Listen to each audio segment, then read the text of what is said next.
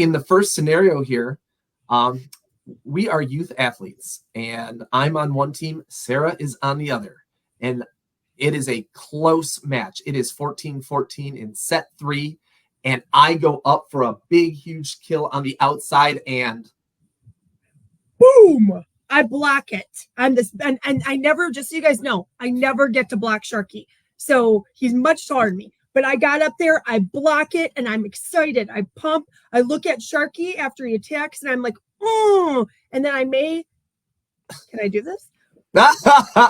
Okay. So I may get excited. I may say some expletive things, but I'm excited. What does Sharky do? And I'm looking across the net like, what's up with that? What do you think you're doing? Right? And I go, bring it. Come on. Try it again. And I look around at my team and be like, oh, she's a, or he's a, and oh man. And that's when words start flying and gestures start being made. Yeah. And then my teammates come up behind me and they start flexing and they start coming up to the net. So what do, Mark? Call Kevin Brilski. All right. No. Everyone would stop at their tracks. I think that that was a lot. Thank you for doing that. That was animated. That was great. There's more to come. I can only imagine. I want to go back to what are you doing? What do you do immediately? Is that what we're starting with? Wherever you'd like to go. We'll make sure we cover it all. I think that the focus needs to be, preventative and not punitive.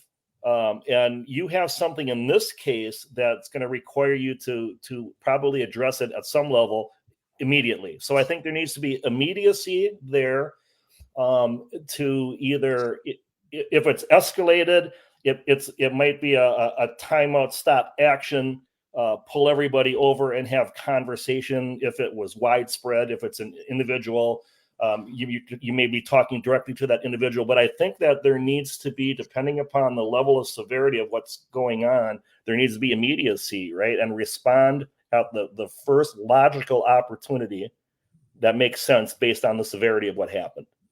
Then I think there needs to be intentionality. So let's say that you've stopped action because Sarah was the one that initiated this on your team, and Brian, you're the one that reacted on the other team. So maybe with both coaches, you're taking that student athlete aside and you're having that conversation, specifically what were the actions that are causing this response or this problem? And then how do we revisit that expectation? We talk about real quickly what we should have seen, and then you put together an opportunity, I think, a remediation course, and then you get the kid back out there if it's not to the level that it's a disqualifier. Because here's what I think we do sometimes with kids. I know I did as a coach sometimes. The way that I wanted to handle something was to get a hold of the person, not physically, but get a hold of the person that was the catalyst of the situation and get them away from me and get them away from the action and then let things go on. In the meantime, the kid that was involved in the inappropriate behavior or action, one, they could be confused on what they did. Now, they shouldn't be confused with the example that you gave, but there may be some confusion on what they did wrong. They may be confused on why they're being banished and nobody's talking to them. Are they ever going to get back in? Some of those kids, you're going to see that body language, and pretty soon they're going to disconnect from you completely if you don't address it with that immediacy and that intentionality. And then I think if the kid is receptive to the message and comprehending and understanding, at the next available opportunity that makes sense within the flow of what you're doing, you give them another chance to get in there and do things the right way. If not, it just becomes punitive, and you're going to get kids shutting down, and you're going to get everybody squawking, behind you. And you're really not teaching. You're not using it as a teachable moment at that point in time. And again, it's going to vary based on what all those circumstances are of what happened and how much it escalated. But if the opportunity to do those things all exists, that would be the way I would try and handle it myself. What are your thoughts? I think, and Sarah, you can actually speak to it from an officiating level before, we kind of wrap this one up. Well, boy, that's why, well, at least in club, what we're going to kind of focus on this year is, as officials, let's use our tools, use them early and use them effectively, not emotionally. So that's a big thing. I just did a webinar on this, that, we're not here to look for fault. We're not here to yell and chastise these boys or girls who may have been emotional, feeling good, and may have come out wrong. However, we do have to hold them accountable and hopefully help them learn from it, right? Yeah. And the sooner I, as an official, can do that and maybe bring a yellow card out or give a warning, call the captain over, the sooner I do that, maybe it'll make it easier for my fellow officials, and actually maybe branch into making it easier for that coach to say, hey, maybe that can be that catalyst. Does that make sense? Perfect sense. You're creating the opportunity for the coach to have that conversation, or a coach designee to have that conversation by letting up that warning flag, that yellow card, or whatever it may be, and saying, okay, this is risen to the level of concern.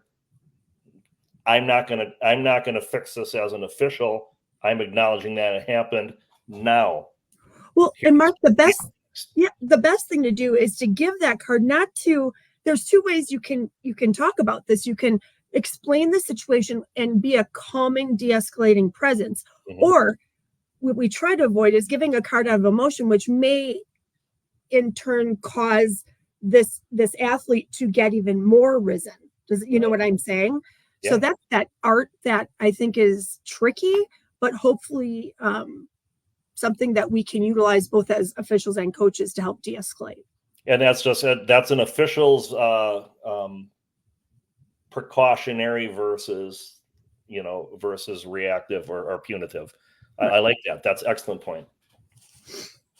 Right. And I think what a lot of coaches will do, and this kind of plays into Heather's question, is make sure that follow-up is intentional. Like, if it's 14-14 and the big block happens and teams get carded and somebody needs to come out of the match, after the match is done, right? It's going to come to a conclusion at some point. That's when maybe we take 10 minutes after the match and be like, all right, what happened here? And be like, hey, if this is a recurring issue with that athlete, all right, some sort of consequence needs to happen. If it's, senior night and something crazy's going on, and there's something, maybe a backstory to that athlete's reaction.